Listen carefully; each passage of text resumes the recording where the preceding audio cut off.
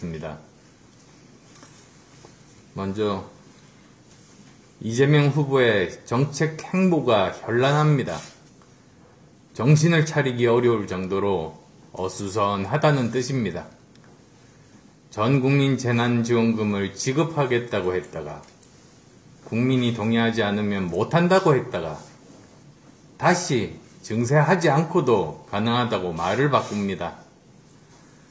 고갈위기에 처한 건강보험 재정을 털어 탈모 치료를 지원하겠다고 하고 표가 되는 듯 싶은지 이제는 소속 의원들까지 나서서 공약 홍보에 나섰습니다.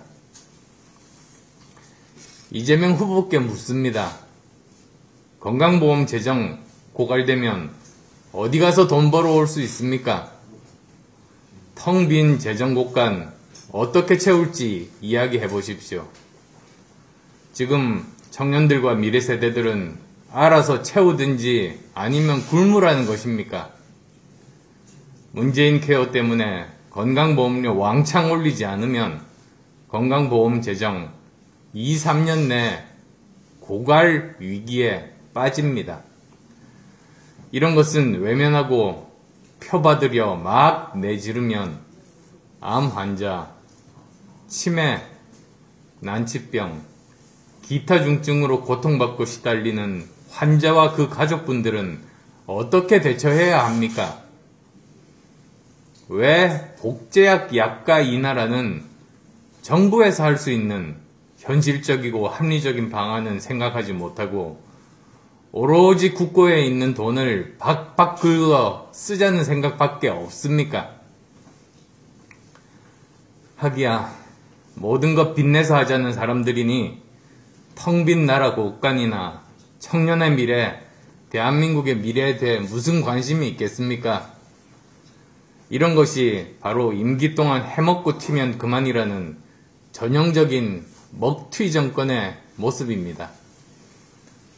그동안 한국 정치의 만국병이 정치인들의 지역주의 선동과 진영 정치인데 이제는 이런 포퓰리즘이 새로운 만국병으로 등장하고 있습니다. 그렇기에 이번 대선에서 더 좋은 정권교체, 더 나은 정치와 미래를 위한 우리의 첫 번째 정치개혁 과제는 포퓰리즘 추방입니다. 이번 대선에서 인기 영합 정치를 극복해내지 못한다면 정권이 교체돼도 대한민국 정치는 결코 나아지지 않을 겁니다. 저 안철수가 욕먹을 각오를 하고 두 전직 대통령의 형 집행정지 석방을 요구한 것도 눈 딱 감고 다 들이자고 하면 표에 도움이 될 줄 알면서도 전 국민 재난지원금에 일관되게 반대하는 이유가 바로 여기에 있습니다. 거대 정당 후보들이 눈치 보며 피해가는 연금개혁, 주위에서 절대 하면 안 된다고 말렸지만 청년의 미래와 대한민국의 지속 가능성을 위해 반드시 필요하기에 말씀드린 겁니다. 저 안철수는 포퓰리즘이 아니라 진짜 필요한 개혁과 국민 통합을 하자는 겁니다. 우리는 이번 대선에서 그동안 금기시되었던 우리 사회 곳곳의 기득권 깨기에 나서야 합니다. 기득권이 판치는 사회에서는 기회균등과 과정의 공정을 담보할 수 없고 당연히 결과의 정의도 기대하기 어렵습니다. 개혁의 본질이 뭡니까? 기득권을 깨자는 겁니다. 내로남불 그리고 반칙과 특권 없는 사회로 개혁하는 것이 대한민국을 튼튼한 나라로 만들어가는 가장 중요한 기반입니다. 지극히 상식적이고 보편적인 원칙과 소신이 우리 사회와 정치의 중심에 서는 날까지 저 안철수는 조금도 흔들림 없이 앞으로 나갈 겁니다. 그런 저에게 여당은 전국민 재난지원금에 반대한다면서 존재감을 위해 국민의 고통을 외면한다는 왜곡된 비난을 하고 있습니다. 참 딱하고 한심합니다. 지난 2년 동안 온 국민이 코로나19로 힘들었습니다. 그러나 따지고 보면 코로나19에 대응하는 문재인 정권의 무능 때문에 더 힘들었다고 하는 것이 맞을 겁니다. 그리고 자영업자와 소상공인 재난 가장 큰 피해를 보신 분들께 우선적이고 집중적으로 재난지원금을 지급해서 그분들이 무너지지 않도록 도와드려야 한다는 것이 제 일관된 주장입니다. 그것이 정의에 더 부합하고 공동체 정신에 맞다고 저는 생각합니다. 여당의 왜곡이 한심할 따름입니다. 다른 사람의 중병보다 내 손톱 밑에 가시가 더 아픈 것이 인지상정이기는 합니다. 하지만 그건 개인의 차원이지 국정 최고 책임자가 되려는 사람이라면 생각이 달라야 합니다. 재난을 선거에 이용하려는 이재명 후보나 민주당은 생각 자체가 틀렸습니다.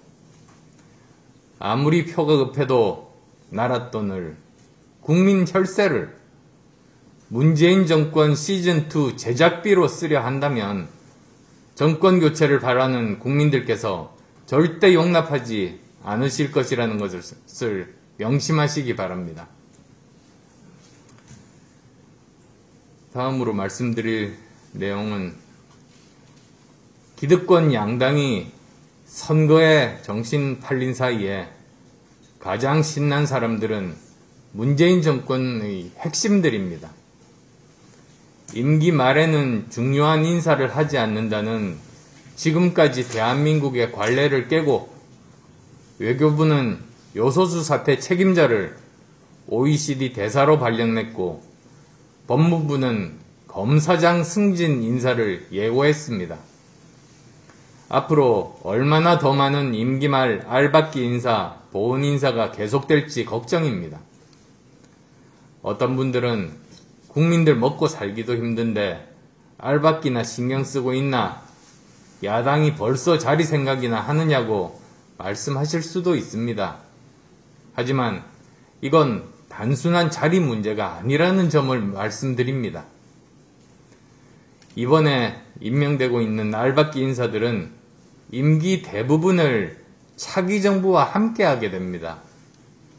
지금 문재인 정권이 하고 있는 짓은 단순히 사람 알박기가 아니라 새 정부가 하려고 하는 국정개혁 과제를 방해할 지뢰를 묻고 바리케이트를 치는 겁니다.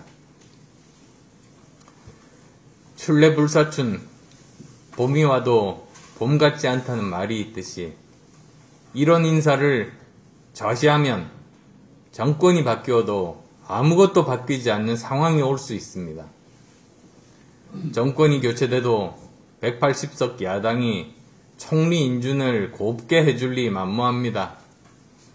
장관 인사청문 보고서 채택은 가뭄에 콩나듯 할 겁니다. 이런 상황에서 고위공직자와 산하기관장들이 문재인 정권 사람들이라면 국정개혁 제대로 할 수 있겠습니까? 또 부정비리 제대로 파헤칠 수 있겠습니까? 문재인 대통령에게 경고합니다. 이런 인사는 정당한 인사가 아니라 비겁한 인사입니다. 옳지 않습니다. 국민께서 새로 뽑을 다음 대통령의 국정 운영을 방해할 알박기 인사 즉각 중단할 것을 강력하게 요구합니다. 저 안철수에 대한 상승 기류가 보이자 유치하고 치졸한 네거티브들이 조금씩 기승을 부리기 시작합니다. 역시 드루킹의 동료들답습니다. 조만간 저를 나무 위에 올려놓고 흔들었던 수많은 흑색 선전과 가짜뉴스 작업들이 본격적으로 시작될지 모릅니다. 저를 미래가 아닌 낡은 정치 프레임에 가두려는 수일 것입니다. 그러나 저는 앞만 보고 가겠습니다. 오늘도 내일도 국민과 함께 가겠습니다. 오직 시대가 요구하고 국민 여러분들께서 가리키는 길을 묵묵히 굳건하게 가겠습니다. 그 길이 우리 대한민국의 미래로 가는 길이기 때문입니다.